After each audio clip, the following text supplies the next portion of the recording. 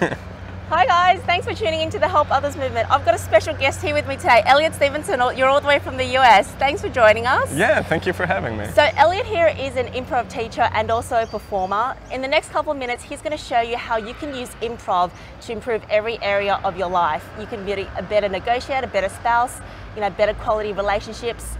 And he's going to teach you some skills that you can use and apply to your life immediately. Elliot, thanks again for joining us. Yeah, no worries. So, firstly, let's start off with what is improv?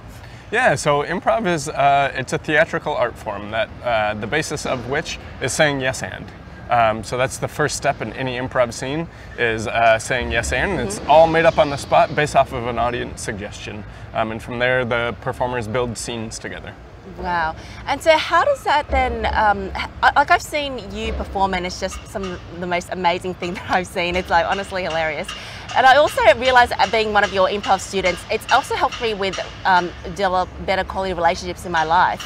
Yeah. So tell us, and how does yes-anding and taking that from an improv scene into say work or into your family home, how does that help you become a better person?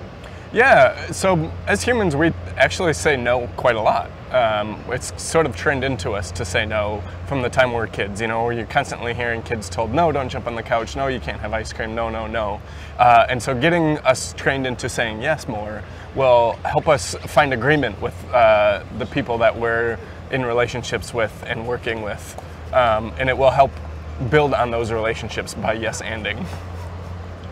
That's cute, awesome.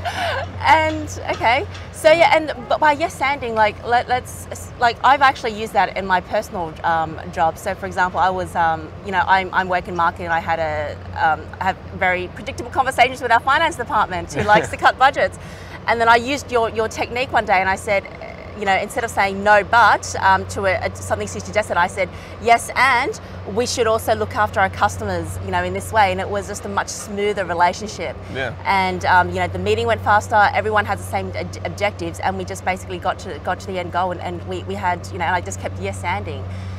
So how does someone start by getting into that habit of yes anding? Yeah, and that's just the thing, is it's a habit. Just like everything we do in our lives, we build habits. And so the best way to do it is to start doing some improv exercises.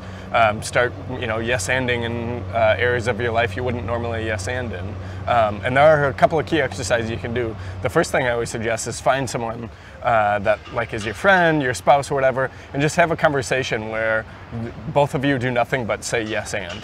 And so they'll say something, you say yes to it, and then add on to it. And just get into that rhythm of constantly saying yes and to each other. And the more you do it, the more it'll become a habit. Yeah. Can we role play? Sure, definitely. Okay, cool. So I'll let you start. Yeah. Hey, so I have this report that I need due on Friday. Could you get that for me?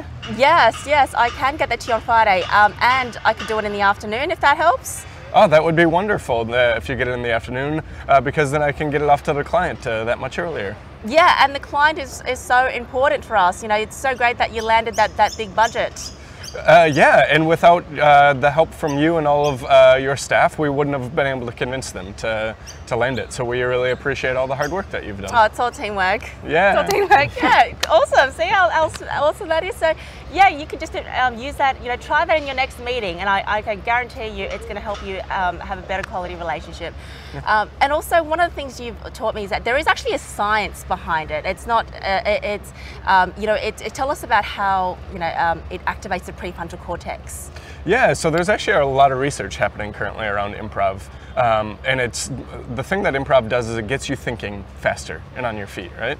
And so the more you say yes, the more you stop judging yourselves, because we're really good at, as humans, about judging ourselves. And so we constantly are editing our thoughts before they come out, and so we're stopping them. But the more you start saying yes to your own ideas, the more you'll start generating more ideas.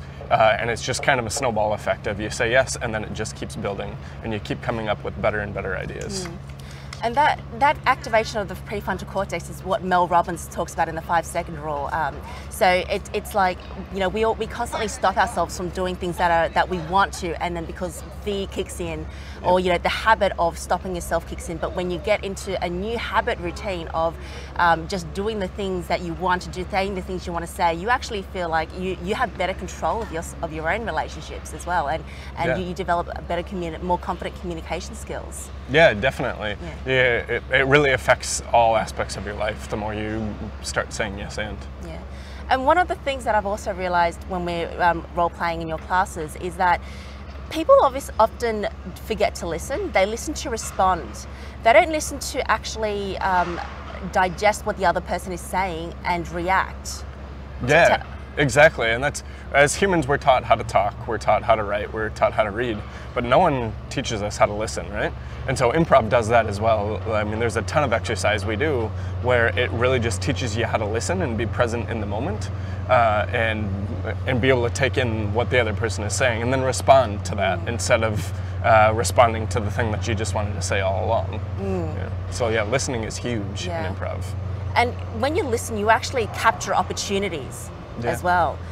Because there are some times, especially in whether if it's a business negotiating or something that, you know, your friend is saying, when you capture on those opportunities of what the other person wants, you can actually build on that. It can actually go somewhere really exciting when you basically just start paying attention and listening. Yeah, exactly. It all kind of just builds the whole team up together when everybody is listening and yes-anding. Yeah. And again, what tips do you have to become a more active listener? Yeah, again, it comes down to simple exercises and just getting in the habit of listening. And so one exercise that we do a lot in our improv for business workshops is we'll have people pair up and they'll agree on a topic, and then they both talk about that topic for 30 seconds. And they're talking over top of each other. And so you can't really listen when you're both talking at the same time. And then we have them for 30 more seconds just listen and not say anything, right? And then for another 30 seconds, we'll have them have a normal conversation where they're focused on listening and responding, and not just talking or not just listening. Because listening also, if you're listening properly, that means you can respond properly as well. Yeah. And the other thing that I love about our improv classes is that it's a complete ego eradicator. Like, you could be, you know, the CEO of a company, or you could be someone who does reception work. And when you get into that class, everyone is very equal. Yeah. Tell us how that benefits people in their relationships. Yeah, so that's, again, this is something we talk a lot about in our Improv for Business workshops, is that there's rank, which is the CEO, but then there's also status, so the CEO tends to carry a certain level of status. So everybody is kind of, you know, bowing down to the CEO and listening to all of their decisions. But when you're trying to be creative, that's not necessarily useful. To allow that CEO to continue to have that status in the, you know, brainstorm session or idea creation session, because then it gets people editing their ideas and filtering their ideas to please the CEO. So you take away that status and you allow everybody to be at the same status. The CEO can still keep their rank, the chief financial officer can still keep their rank, but the status is gone. And now everybody is on an equal playing field and everybody is sharing ideas equally. And that's super important for coming up with new ideas. And improv sort of forces you into that, because as soon as you're all being crazy and goofy and doing some of our you know, crazier, energetic exercises, status is gone at that moment, because you're all making fools of yourselves. And so once you start making fools of yourselves, it disappears. Yeah, and it's so much fun. It's just so much fun just to get out of your comfort zone. And as you said, you know, when you lose that status and people start contributing more ideas, it's actually better for the company, because, you know, sometimes people at the bottom are the ones that have the most interaction with customers and the best ideas, and that it gives them an opportunity to share that. So Elliot, tell us, what are some of the main communication mistakes that people make? Yeah, the biggest one is no. People say no so much. And then the second biggest one is saying yes and then but. So yes and is super important, and a lot of people will yes and then throw a but in there instead. And it's still stopping the communication. It's still not allowing it to grow.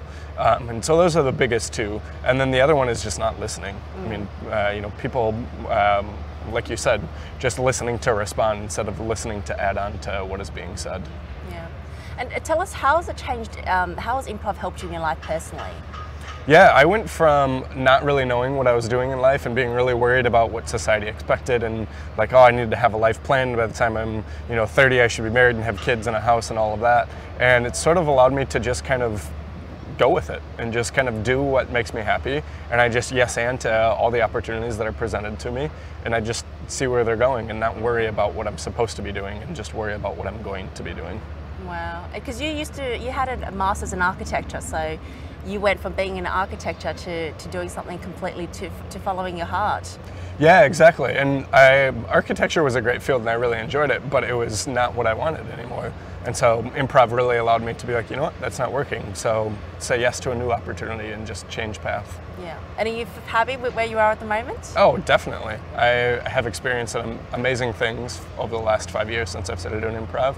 Met amazing people and have traveled the world teaching improv. It's a great experience. Yeah, there you go. And finally, before we finish off, what advice would you give to someone who's, say, in their life and they're struggling at the moment? They, they feel like they're doing everything that their parents or their society expected them to do, but they're just not feeling fulfilled. What advice would you give to that person? Yeah, I would say just do what makes you happy, first of all, and second of all, take an improv class because it really does break down barriers and it gets you into that yes and mindset of just going for it and being able to yes and to yourself. Because a big thing about doing what society expects of you is you editing your own hopes and dreams to fit what society wants. And once you kind of break that and stop editing yourself, then you get to realize what you really, really want. Yeah. But is that practical though? Like, how is that following your dreams? Is that going to help pay the bills? Not necessarily, but money's not everything, right? Yeah.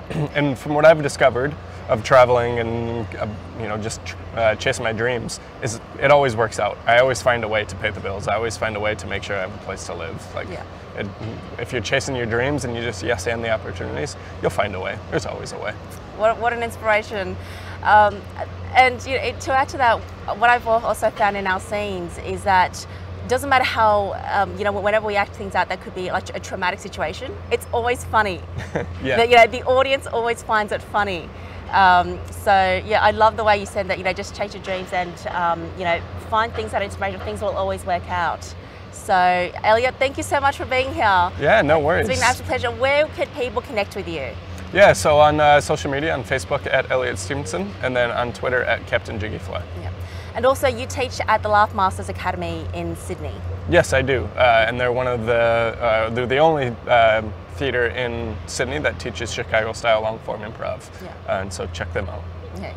So there you go, guys. I'll put the links to his social media profile below so you can follow Elliot Stevenson. Thanks for tuning into the Help Others movement. If you like this video and you found it inspiring, share it with somebody who could actually help them. And I'll see you on the flip side in the next interview. Cheers. Thank you so much. Yeah, no worries. Oh, well.